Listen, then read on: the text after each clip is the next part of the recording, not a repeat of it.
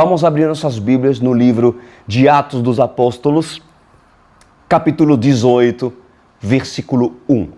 Atos dos Apóstolos, capítulo 18, versículo 1. Vamos orar ao Senhor. Pai amado, o Senhor é a vida.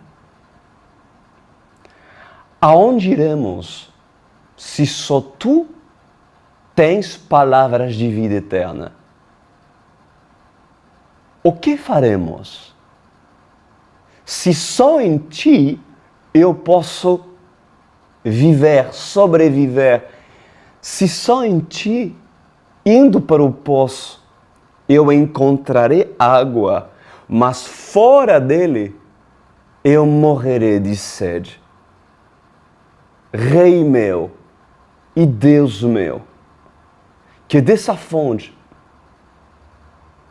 possamos encontrar água e saciar a sede de todos aqueles que viram até aqui para beber do poço de Jacó. E que todos nessa noite, em nome de Jesus Cristo, possam também ser alimentados. Porque assim o Senhor diz para seus discípulos, na multiplicação dos pães, alimenta-os vós, pois assim farei, em nome de Jesus Cristo. Obrigado, Senhor, por sua presença aqui. Amém e amém. Atos, capítulo 18, versículo 1. A semana passada nós estudamos sobre a viagem missionária do apóstolo Paulo, né? Paulo de Tarso, um homem levantado por Deus, um homem que perseguia os cristãos e que se tornou, depois de um tremendo encontro, indo para Damasco, onde o Senhor interrompeu a sua caminhada e assim se revelou na vida de um homem e fez com que esse homem se tornasse o apóstolo que faltava. Porque até então, depois da traição de Judas, faltava um apóstolo e Paulo se tornou aquele que precisava ser um homem cheio do Espírito Santo. Embora Paulo não tenha conhecido Jesus presencialmente, né? Paulo passou a conhecê-lo depois de um grande encontro. E, obviamente, Paulo continua a ser instruído pelo Espírito Santo, por intermédio da presença do Senhor que o acompanhava. E nós estudamos a semana passada Paulo em Atenas, uma palavra de ensino, né? Foi muito bom, muito lindo aquilo que Deus nos ensinou. Agora nós vamos estudar Paulo em Coríntios. Paulo em Coríntios, diz a palavra do Senhor, capítulo 18, versículo 1. Depois disso, Paulo saiu de Atenas e foi para Corinto. Bom, é importante entendermos um pouquinho, obviamente, sobre localização, né? O que é, onde se localiza a cidade de Corinto. A cidade de Corinto é uma cidade que se localiza, que está a aproximadamente 78 quilômetros ao sureste de Atenas. Atenas é uma cidade na Grécia e também Corinto é uma cidade que pertence à Grécia Antiga. Para seu conhecimento, hoje, inclusive, é possível visitar em vários lugares, né, da Grécia, os lugares onde Paulo pregou, onde os discípulos passaram, né? Então, Coríntio era uma cidade da Grécia. E, inclusive, Coríntio se tornou a sede do governo sul da Grécia, sobre o governo romano, porque Roma impunhava a sua influência, né, debaixo do imperador na época, Cláudio, inclusive, né? E Coríntio era reconhecida por ser uma cidade rica, de muitas riquezas, era reconhecido por sua luxúria, era reconhecido por sua imoralidade também. E diz a palavra do Senhor que Paulo foi lá, obviamente direcionado pelo Espírito Santo, com uma direção por parte de Deus. E no versículo 2 disse: ali encontrou um judeu chamado Áquila, natural do Ponto, que havia chegado recentemente da Itália com Priscila, sua mulher, pois Cláudio havia ordenado que todos os judeus saíssem de Roma. Paulo foi vê-los. Então, a Bíblia nos instrui sobre o fato de que quando Paulo foi para Corinto, ele se encontrou com um casal. Esse casal, um se chamava Áquila e o outro a sua esposa Priscila. E a Bíblia diz que esse casal, na verdade, eles saíram da Itália, eram judeus, que saíram da Itália para ir para a Grécia, onde Paulo estava, em Corinto. Por quê? Porque naquela época, isso inclusive surgiu durante o império de Cláudio, né? Havia uma guerra entre os judeus e os judeus messiânicos. Ou seja, os judeus em Roma e na Itália, né, eles perseguiam os judeus que se convertiam.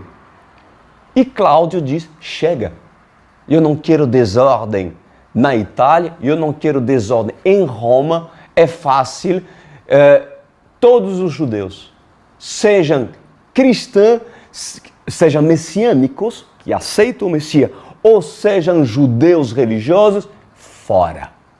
E aí, Cláudio decidiu expulsar os judeus da Itália, de Roma. E assim justamente aconteceu o fato de Áquila, como também Priscila, esse casal, sair da Itália para ir para a Grécia. Tiveram que sair por ordem do imperador, né? E nós aprendemos, inclusive, a importância desse casal na vida de Paulo. Porque Áquila e Priscila se tornaram realmente um casal muito importante na vida de Paulo, né? Nós aprendemos, inclusive, na carta para os Romanos, no capítulo 16, versículo 3, Paulo fala acerca deles e diz assim: saúdem Priscila e Áquila, meus colaboradores em Cristo Jesus, arriscaram a vida por mim. Ou seja, Paulo iria já se encontrar com um casal no qual Deus tinha um propósito para eles.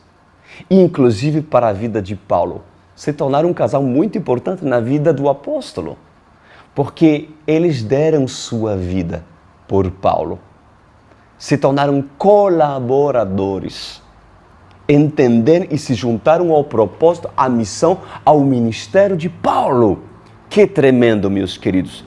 Falam-se também desse casal, ilustre casal judeu messiânico, em 1 Coríntios, capítulo 16, versículo 19, que diz assim: as igrejas da província da Ásia enviaram-lhe saudações.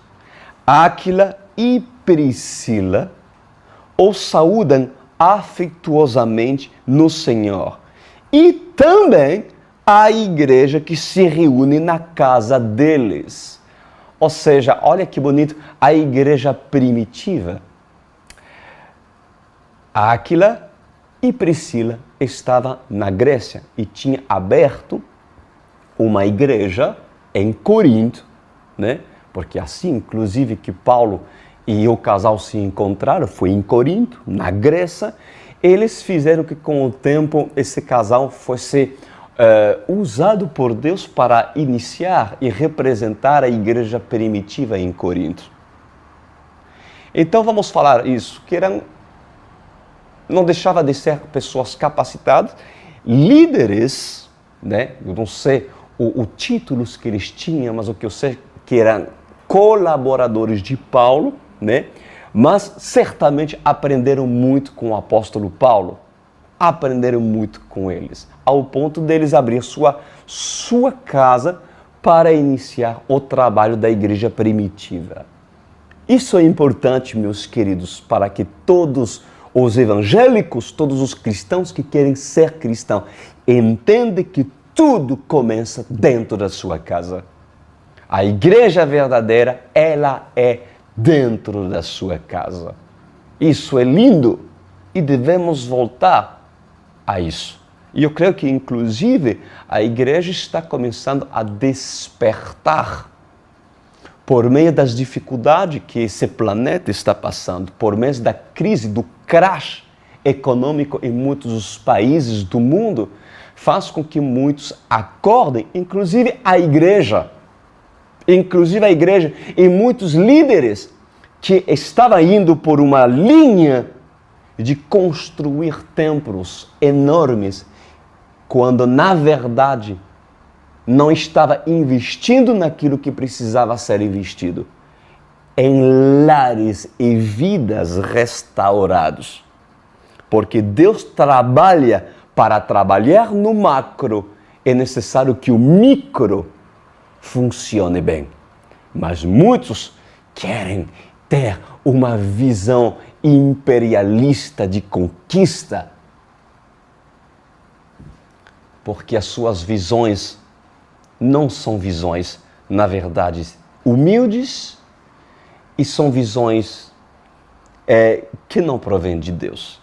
Deus é um Deus que quer trabalhar primeiro na casa de você, assim como Deus trabalhou na casa de Áquila e de Priscila, por intermédio de Paulo, que foi o incentivador para assim revelar o ministério para esse casal. Bom, aí a Bíblia diz que Deus proporcionou um encontro entre o casal e Paulo, porque em tempos do império de Cláudio, pois o imperador expulsou, como já tinha lhe falado, todos os judeus da Itália, e sejam judeus messiânicos ou judeus. Agora, importante, eu gostaria de fazer uma pequena parêntese sobre o imperador Cláudio, né? O imperador Cláudio, isso aí é apenas para seu conhecimento, né?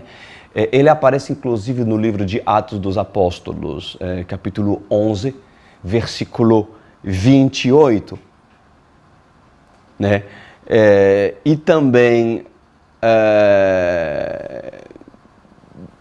relatos históricos nos indica que esse acontecimento de Cláudio mandar os judeus expulsá-los de Roma e da Itália aconteceu no ano 48, né? 48, 49 depois de Cristo, né? Bom, vamos dar continuidade. No versículo 3 diz assim: e uma vez que tinha a mesma profissão, ficou morando e trabalhando com eles, pois eram fabricantes de tendas. Todos os sábados ele debatia na sinagoga, falando de Paulo, né? E convencia judeus e gregos. Depois que Silas e Timóteo chegaram da Macedônia, Paulo se dedicou exclusivamente à pregação, testemunhando aos judeus que Jesus era o Cristo. Bom, havia um propósito na vida desse casal. Começou como um propósito profissional, mas depois terminou com um propósito espiritual. Para aqueles que não sabem, Paulo não vivia de esmola, meus queridos. embora a igreja em Jerusalém ajudava em bancar as missões de Paulo, as missões de Barnabé, lembra-se que Paulo e Barnabé foram mandados, né, pelos profetas em Jerusalém, cujo havia uma cobertura por intermédio do apóstolo Pedro, que obviamente estava ciente de todas essas coisas. Mas Paulo era um homem que trabalhava, desculpa. Ele trabalhava em tendas. Ele vendia tendas. E o casal que foram expulsos da Itália para vir em Coríntio, na Grécia, eles tinham um vínculo profissional que se assemelhava com aquilo que Paulo fazia. Ambos trabalhavam com tendas e fez com que Paulo morasse com esse casal em Coríntio, né? Então Paulo não vivia apenas de esmola, mas ele trabalhava com tenda, né? E a Bíblia diz que nos sábados Paulo ia na sinagoga, o sábado, e no resto da semana Paulo trabalhava. Ele trabalhava. Só que num tempo determinado, quando os seus companheiros Silas e Timóteo chegaram em Coríntios, Paulo se dedicou a quê? A pregar a palavra do Senhor. Vamos aprender algumas coisas sobre isso. E eu creio que Deus vai me usar para falar agora com muitos daqueles que estão me vendo, em nome de Jesus. Na vida, meus amados, nós devemos aprender a gerenciar o nosso tempo. Eu estou falando para as pessoas que são cristãos mesmo, que querem ter um equilíbrio a saber como gerenciar o seu tempo. Inclusive, eu quero inserir essa revelação com aquilo que o mundo hoje está passando. Devemos aprender a gerenciar o nosso tempo, sem necessariamente deixar de fazer aquilo que Deus nos pede fazer. E também sem deixar de fazer aquilo que as nossas obrigações nos pedem fazer. Pois existem pessoas que querem viver no sobrenatural 24 horas. Ou seja, pessoas que ainda não entenderam que nem tudo deve ser focado no sobrenatural, né? E pessoas, na verdade, esse tipo de pessoas se esquecem que é esposa ou que é esposo dentro de uma casa. Se esquece que é mãe. Se esquece que tem que buscar um equilíbrio para tanto cumprir com suas obrigações em Cristo Jesus, como também as suas obrigações dentro de casa. Paulo era um homem sábio, porque há tempo para trabalhar e é possível trabalhar e conciliar as suas obrigações profissionais quando elas precisam ser providas, né? E quando elas precisam acontecer, porque o trabalho provém de Deus. O trabalho é um sustento que Deus permite para uma pessoa cumprir e que também é parte da vontade de Deus. Mas também, quando é tempo de pregar, quando é tempo de fazer aquilo que Deus vos pede fazer, também vocês devem entender o equilíbrio das coisas. Há tempo em que Deus certamente não lhe cobrará por você decidir vender tendas. Deus não vai lhe cobrar porque você deve realmente vender suas tendas para suprir as necessidades da sua missão, da sua própria casa, em sustentar seus filhos, para suprir a sua necessidade. Inclusive, mesmo que Paulo tenha sua vocação de apóstolo, Paulo, ele entendia que o trabalho secular é parte também de um propósito. Porque o trabalho de Paulo, inclusive inserindo Deus na venda das tendas, cooperou para Paulo ganhar um casal que inclusive se tornou um casal fundamental para a missão de Paulo. Ao ponto de Paulo dizer na carta aos Romanos, esse casal arriscou sua vida por mim. Uau! Vale a pena inserir Deus, inclusive na sua vida profissional? Vale a pena vocês inserir Cristo no contexto profissional?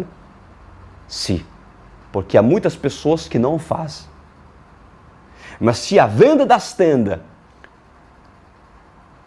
faz com que aquilo que você faz glorifica a Deus, certamente Deus usará a venda das tendas para se atrair até você, relacionamento ou fazer dos seus negócios um centro, um trabalho, um negócio que mais cedo ou mais tarde vocês entenderão o propósito e o glorificará de qualquer jeito.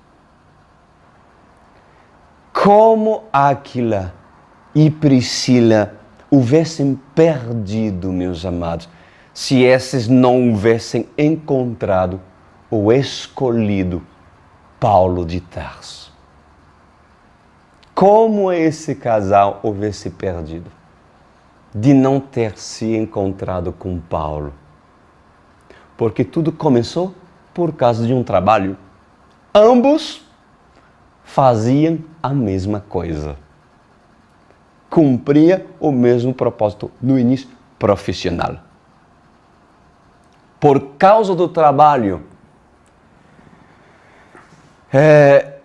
eu posso fazer relacionamento cujo o Senhor planejou para o cumprimento da sua vontade.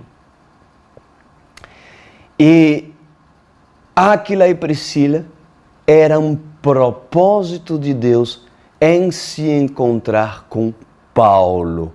E tudo se deu por causa do negócio. Pois, meus amados, escuta isso. Nem sempre Deus usará corvos. Nem sempre Deus usará corvos para trazer para Elias carne perto do rio Querite, onde o profeta está. Porque muitos pensam, não, eu vou deixar os corvos. A Bíblia diz que Elias foi suprido por corvos que levaram no seu bico, né? O sustento e carne e vai levar até Elias, até o profeta. Nem sempre Deus vai fazer isso. Porque muitas vezes Deus vai lhe dizer, vai lá, venda suas tendas, se move. Venda suas tendas. Mesmo você sendo Paulo, mesmo você sendo um homem de Deus, é necessário que vocês saiam para procurar e fazer a sua parte, que você deve fazer, Paulo. Venda tenda. Faça aquilo que você saiba fazer. Mas se mexe, move-se. E não fica enclausurado na sua casa, dizendo, não sei o que eu vou fazer. Vai, faça aquilo que está à disposição, aquilo que você saiba fazer, Paulo. Pois não é porque Paulo trabalhava em paralelo ao seu ministério que Paulo tinha menos fé que Elias. Pois a crise, ela surge quando não há mais azeite a se multiplicar dentro da sua vasilha.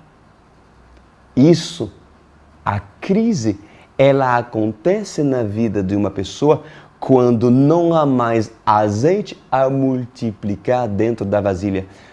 Você pode dizer, o que ele está falando? Como assim?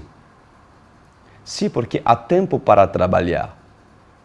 Há tempo para todas as coisas. Mas vocês vão aprender hoje a fazer aquilo que Deus lhe pede. E a entender o equilíbrio em tempo de crise, como você deve lidar com a parte profissional e com a parte que Deus lhe pede fazer. Num exemplo, inclusive, que nós vamos buscar em tempos de Elias. Porque certamente, enquanto você ouvir Elias, mesmo na maior crise do mundo, então a crise deixa de ser crise. Porque mesmo assim, disse o profeta Elias para a viúva de Sarepta, veja o que ele diz, a farinha na vasilha não se acabará. Eu repito, a farinha na sua vasilha não se acabará. E o azeite na botija não se secará até o dia em que o Senhor fizer chover sobre a terra. Vamos ler nessa noite essa passagem maravilhosa do livro de Reis. E eu lhes convido a abrir sua Bíblia no livro de 1 Reis, capítulo 17, versículo 8 em adiante. Vamos ler, porque eu sei que o Senhor vai falar com muitas viúvas, entre aspas, muitas pessoas que vão precisar em tempos de dificuldade hoje sobreviver e entender o porquê dessa palavra. Então a palavra do Senhor veio a Elias. Vai imediatamente para a cidade de Sarepta de Sidom e fica por lá. Ordenei a uma viúva daquele lugar que lhe forneça comida. E ele foi. Quando chegou à porta da cidade, encontrou uma viúva que estava colhendo graveto. Olha só. Elias era um profeta de Deus, que vivia a dependência de Deus. E é verdade que Elias experimentava o sobrenatural de Deus. Os corvos o alimentavam. A terra de Israel estava vivendo os piores momentos, porque havia seca, o rio estava se secando, e não tinha, os animais estavam morrendo, e não tinha mais nada. E Deus fez com que os corvos se trazessem para Elias o alimento e o sustento, a proteína para Elias sobreviver. Mas Deus se revelou para uma viúva. Antes que o profeta chegasse até ela, né, mandado por Deus, Deus falou, ordenei, ou seja, ele se revelou para essa viúva. E diz para essa viúva, vai vir alguém, um profeta meu, e faça aquilo que lhe ordeno, dá a esse comida. E a Bíblia diz que quando o profeta Elias chegou, essa viúva estava trabalhando, penando, isso é verdade, o negócio estava complicado, porque estava recolhendo os gravetos, não deixa de ser um trabalho, e estava sozinha a fazê-lo. Os seus filhos estavam em casa, a situação econômica estava deplorável, ao ponto, na verdade, de preparar a última reflexão. Pouca era a esperança, mas essa mulher recebeu as diretivas que haveria alguém que iria até ela e que seria um profeta de Deus. Ou seja, para essa pessoa, essa viúva, ser instruída que alguém viria e que realmente era uma mulher que acreditava no Deus de Israel. Era vista e ouvida pelo Deus de Israel. E quando essa mulher estava recolhendo os gravetos, trabalhando, apareceu o profeta Elias. Pois em tempos de grande crise em terra de Israel, uma viúva estava recolhendo gravetos para realizar sua última reflexão. E essa mulher estava trabalhando, fazendo aquilo que estava ao seu alcance fazer. E certamente, não desanimando e entendendo certamente que basta cada dia seu próprio mal, porque até hoje, o Senhor, o que ela poderia dizer? Até hoje, o Senhor me sustentou.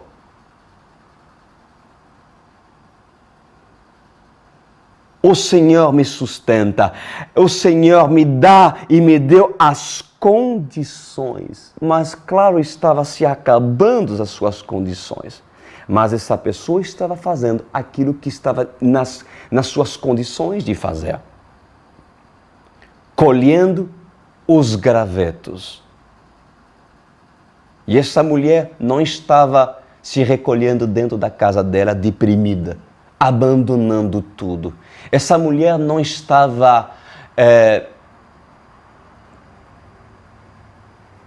esperando morrer. Essa mulher estava trabalhando. Estava querendo sobreviver nessa crise em Israel. Mas estava sendo vista e examinado pelo Deus de Israel. Quem tem esperança no Senhor também terá pela sua vida e pelo seu futuro da sua casa, esperança no Senhor. Eu estou falando agora para muitas pessoas que podem estarem passando por momentos dificilíssimos. Mas o dia da manhã pertence ao Senhor. O teu dever é você fazer como essa viúva. E mesmo que lhe falte e que lhe quede apenas uma refeição para comer hoje, basta cada dia seu próprio mal. Mas não desiste de viver. E parte tu ao recolher graveto, a trabalhar, a vender suas tendas, como Paulo vendia suas tendas. Faça tu aquilo que Deus lhe pede fazer. Se lhe deu nas suas mãos a capacitação de fazer, faça tu, recolhe pois tu os gravetos. E agrada tu o Senhor. Porque mais cedo ou mais tarde, caberá a Deus a mandar até você a palavra profética. Pois hoje eu sou o Elias que veio até você, porque eu tenho uma palavra para lhe dar, assim como essa viúva precisava. Mas faça tu tua parte, recolhe pois tu os teus gravetos. Mesmo que é uma tarefa simples, mas faça aquilo que está dentro do seu alcance. E não desanime, não se enclausura dentro da sua casa em uma depressão, não abandone sua casa, não abandone sua família. Levanta-te, seja pois tu corajosa ou corajoso, faça a tua parte que deves fazer, porque Deus fará a dele, se ele ver em você uma mulher, um homem que o clama.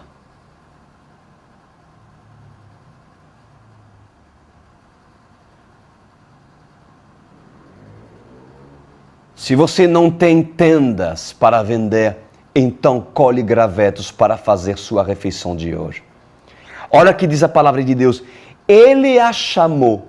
Quando Elias chegou até ela, disse, ele a chamou e disse, pode me trazer um pouco de água numa jarra para eu beber? Então ela ia buscar água. E quando ela foi buscar água, ele gritou, por favor, traga também um pedaço de pão. Ou seja, o profeta não pediu apenas que ela busque água e que não ele busca apenas água, mas também pão. Quando o profeta Elias apareceu para essa mulher viúva, pois o seu trabalho de recolher graveto foi interrompido por um pedido. Qual? Trazer água e trazer pão. Há tempo, meus amados, para recolher gravetos. Nem tudo é trabalho, porque muitos têm medo do dia da manhã e só trabalham. Há tempo para recolher graveto e há tempo para ir à procura da água e do pão.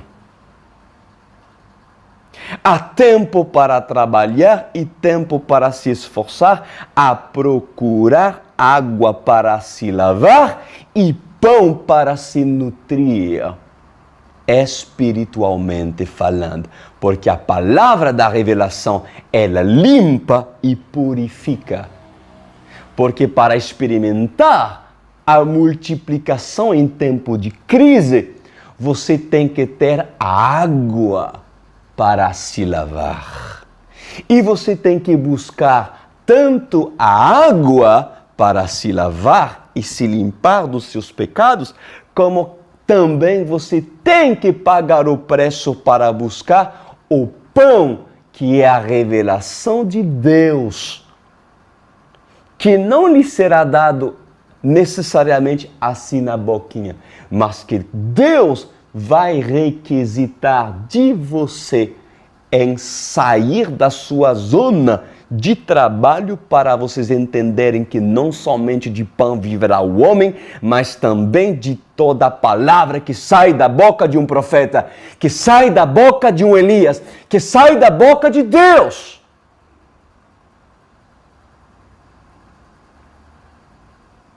O pão e a água, ambos fazem parte da vida e até mesmo o propósito de Deus. E até mesmo o próprio Deus não se opõe a isso. Há um tempo para graveto. Ou seja, a parte do homem fazer. E você deve recolher graveto quando é para você recolher graveto. Há tempo, Paulo, para você vender suas tendas. Mas há tempo também para pregar. Há tempo para você fazer a obra de Deus. E essa mulher, aliás, se essa mulher houvesse falado, escuta isso, para o profeta Elias, deixe-me trabalhar, porque senão eu vou morrer amanhã, então certamente essa mulher estaria morta.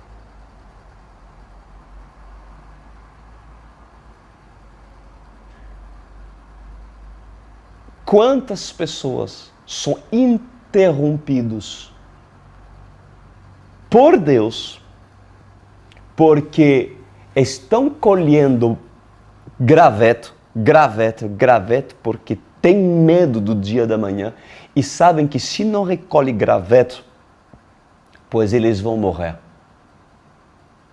Isso é o mundo. Porque para o mundo, para os orgulhosos, para quem não quer de Deus, quando o profeta Elias se encontra com esses, e Elias diz: espera aí, para o teu trabalho, porque eu quero que tu venha buscar água e que tu venha buscar pão para mim. Essas pessoas dizem: desculpa, meu querido, não dá. Não dá. Não dá, porque eu não sei do dia da manhã. Eu vou morrer. Se eu não recolho o graveto, eu vou morrer. Se é necessário trabalhar, se é necessário, mas também é necessário vocês, em tempo de crise, ouvir a voz do Senhor. E quando Deus, por X razão, permite que seu trabalho seja interrompido, é porque há um propósito por parte de Deus. E nesse propósito, vocês certamente se beneficiarão e experimentarão a grande multiplicação por parte de Deus. A grande multiplicação por parte de Deus. Mas essa viúva, ela entendeu que o tempo de colher graveto deveria acabar para se entender a voz de Deus, aquilo que Deus lhe ordenaram a fazer usando os lábios de Elias. Olha que diz a seguir a palavra do Senhor. Mas ela respondeu: juro pelo nome do Senhor, o teu Deus, ou seja, ela conhecia Deus, tá? Pelo nome do Senhor, o teu Deus, que não tenho nenhum pedaço de pão. Ah, não tinha pão. Só um punhado de farinha num jarro e um pouco de azeite numa botija.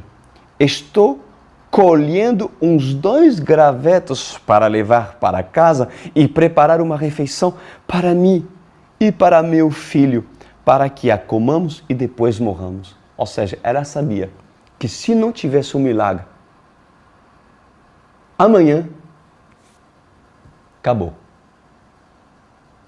Porém, ela não estava desistindo da vida. Ela precisava de um milagre. Ela dependia de Deus. Consegue entender? Mas ainda tinha esperança. Ela tinha esperança, sim.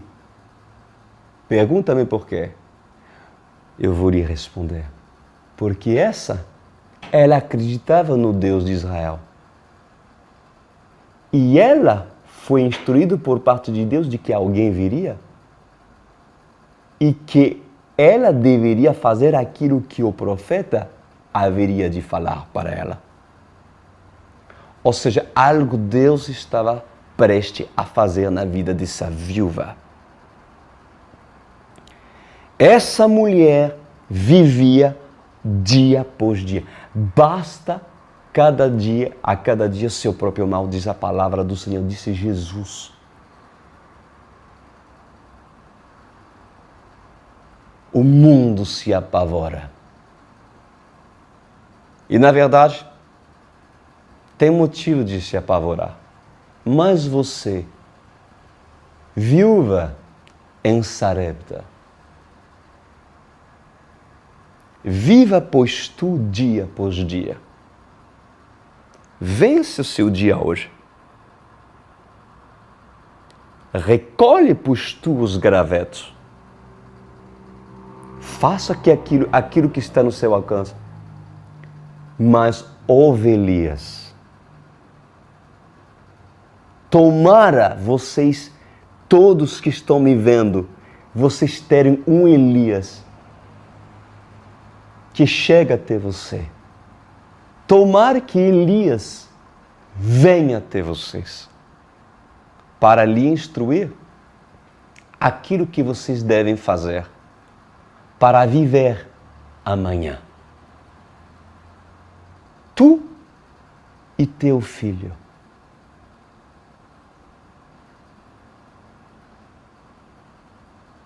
Essa mulher vivia o dia a dia. Sabia que hoje viveria, mas que amanhã, se não houvesse milagre, não viveria. Diz a palavra, Elias, porém, lhe disse, não tenha medo. Não tenha medo. Vá para casa e faça o que disse. Mas primeiro, faça um pequeno bolo com o que você tem e traga para mim. E depois faça algo para você e para seu filho. Pois assim diz o Senhor, o Deus de Israel. A farinha da vasilha não se acabará e o azeite na botija não se secará até o dia em que o Senhor fizer chover sobre a terra. Ela foi e fez conforme Elias dissera. Ei, você está me vendo aqui? Você está me ouvindo? Então presta atenção no que eu vou lhe dizer. Deus não se compadeceria com viúvas em Sareptas que estão me vendo aqui. Deus não se compadeceria com órfãos, por acaso, com qualquer pessoa ou com qualquer família que pagam o preço para buscar água no poço de Jacó e para aqueles que buscam pão para o profeta.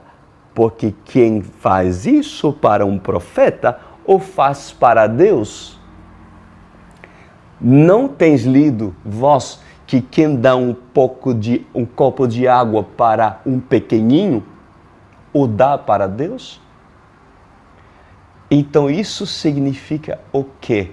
Que se tu queres viver e sobreviver na crise, um profeta deve te ensinar a procurar a água para se limpar, primeiro, e também o pão para você viver e sobreviver, ou seja, a palavra de Deus é a prioridade, é o início da multiplicação. E não foi Elias que buscou pela viúva. É a viúva que precisou buscar por si mesma. Despertar. Um profeta deve despertar. Eu devo despertar em vocês, meus amados, filhos daqueles que querem ser filhos de Israel. Daqueles que a viúva, que o Senhor viu, está vendo como viúva em Sarepta nesta noite. Deus quer me usar para que você entenda que para sobreviver para o dia da manhã é necessário que você faça a sua parte e pague o preço para buscar água e para buscar pão. Em tempo de crise, Deus se compadece com qualquer família que fizeram sua parte em buscar graveto. Qualquer pessoa que fez a sua parte em vender suas tendas, como Paulo, em suprir as necessidades para que essa família não morra. Se esta entendeu que também ela precisa pagar o preço para trazer a Deus, para trazer a Elias a parte que lhe convém trazer: água e pão. Agora, será que quando Deus fala com você, por intermédio de um profeta de Deus ou um porta-voz da sua palavra, Você faz aquilo que Ele lhe pede? Será que você faz aquilo que Deus lhe pede? Quando um profeta fala e traz até você essas palavras? Ou faz descaso da voz do Senhor e não tem tempo para ouvir Elias, porque tem que recolher gravetos antes de morrer? Não dá tempo. Profeta, não dá tempo, eu tenho que recolher gravetos. De qualquer modo, vai morrer. Se não tem milagre, vai morrer. Então, meus amados, a vida está em ouvir a palavra de Deus. O seu milagre está em você ouvir quando um profeta fala com vocês. Há 3 tipos de viúvas em tempos de crise. Anota. 3 tipos de viúva em tempo de crise. Primeiro tipo de viúva. Aquele que abandona tudo e se recusa a ir recolher gravetos. Não se esforça, não luta pela vida, não luta pelo sopro de vida que Deus lhe deu, abandona tudo, abandona o filho e diz assim: morreremos amanhã. Ou seja, acredito em tudo aquilo que a prensa fala, aquilo que a televisão fala, aquilo que o pessimismo e o terror que hoje as redes falam, a televisão em si. Não. Em tempo de crise, a viúva tem que ouvir Elias e não se deixar influenciar pelos rumores, os maus rumores. Sim, são dias maus, mas não é porque são dias maus que a minha esperança será naquilo que o mundo diz que será. O mundo jaz do maligno, os tempos são maus, mas a minha esperança está no Senhor, naquilo que o profeta disse. Se jamais tu reconhecer um Elias quando ele passa por sua vida.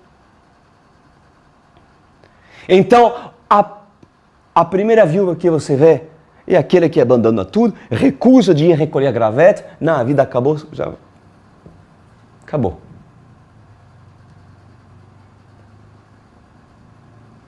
O segundo tipo de viúva é aquela viúva que sai catar graveto. Ela vai trabalhar. Ela vai recolher gravetos.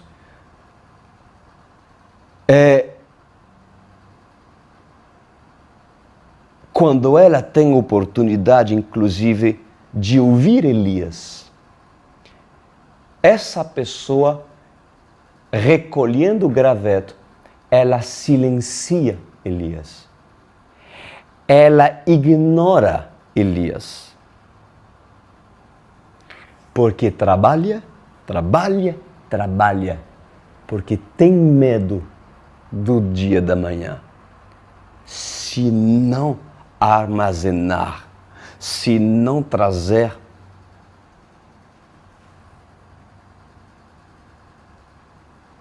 quem disse que não é para trabalhar? Quem disse que não é para trabalhar? É para trabalhar. É para vender tendas. Mas ouve os profetas e prosperareis. Não os ignores. E se por X razão Deus interrompeu teu trabalho, fazendo com que perdeu teu emprego, entenda que é para lhe dar a chance de que Elias lhe fale aquilo que deves tu fazer em tempos de crise.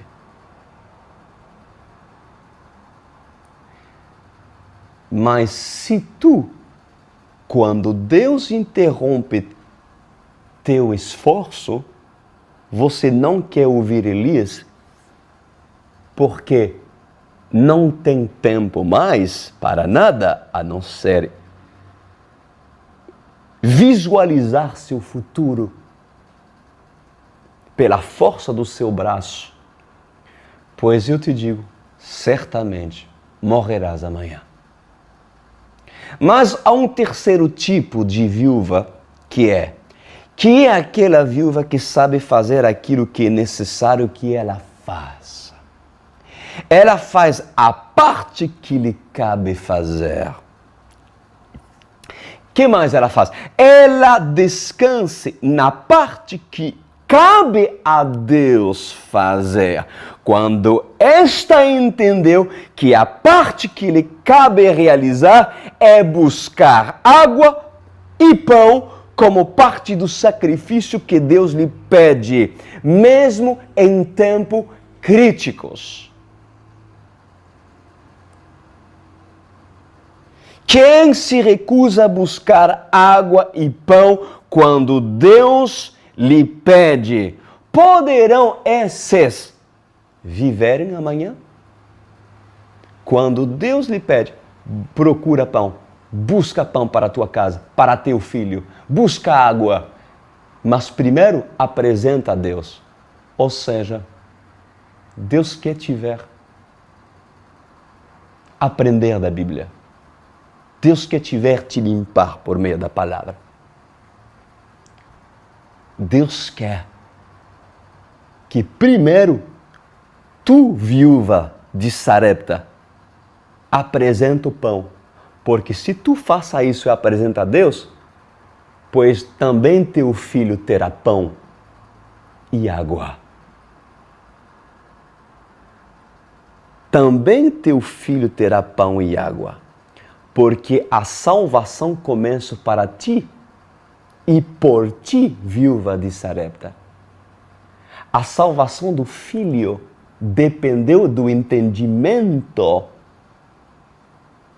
da viúva em relação àquilo que Elias falava para ela fazer por parte de Deus. Quem se recusa a buscar água e pão quando Deus lhe pede, estes vão sobreviver? Não. Certamente não. E diz a palavra de Deus, e aconteceu que a comida durou muito tempo para Elias e para a mulher e sua família, pois a farinha na vasilha não se acabou e o azeite na botija não se secou, conforme a palavra do Senhor proferia por Elias. O pão e a água, meus amados, que você procura, mesmo que lhe custe, mesmo com muitos motivos de desanimar por causa da circunstância da vida, mesmo com inúmeros motivos de abandonar, ela certamente moverá o Senhor para que sua provisão apareça na sua casa. Pois nem sempre a água e o pão que você come e bebe tem poder para gerar o milagre, meus queridos. Porque para muitos, Deus permite a crise para que a viúva busque de si mesma água e pão por mandato de Deus. Você quer ver agir o próprio Senhor na multiplicação do pão e na multiplicação do azeite? Vocês querem? Sim. Creia, pois tu, ó viúva de Sarepta. Então obedeça a palavra e extrai dela a sua revelação e apresenta ao profeta, apresenta a Deus e descansa. Paulo, descansa. Recolher seus gravetos, vende suas tendas, faça o que está ao seu alcance, mas não se faça de surdo quando o tempo é de fazer aquilo que Deus lhe pede. Mesmo que a viúva tenha filhos para alimentar, mesmo que a viúva tenha dívidas para pagar. Há uma parte que lhe cabe fazer, e se você o faz com excelência, ouvindo os profetas, Deus cuidará de você, ó noiva amada. É uma mensagem de esperança. Mas para aqueles que abandonam a graça, porque são covardes,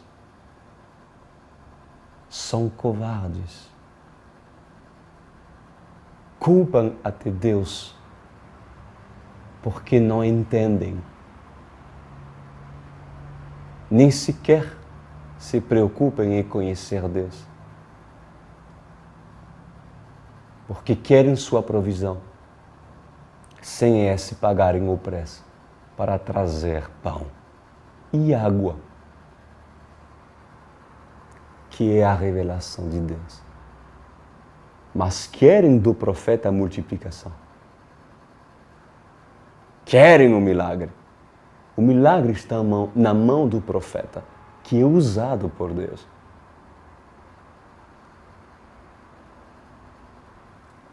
Mas há uma parte que tu deves fazer. Pai amado, é uma mensagem de esperança, é uma mensagem de fé, é um ensinamento. Em tempos de Paulo, é um equilíbrio que o Senhor ensina para a sua igreja. Há pessoas desempregadas nessa noite que estão me vendo. Há pessoas desamparadas e há pessoas que não sabem o que será amanhã.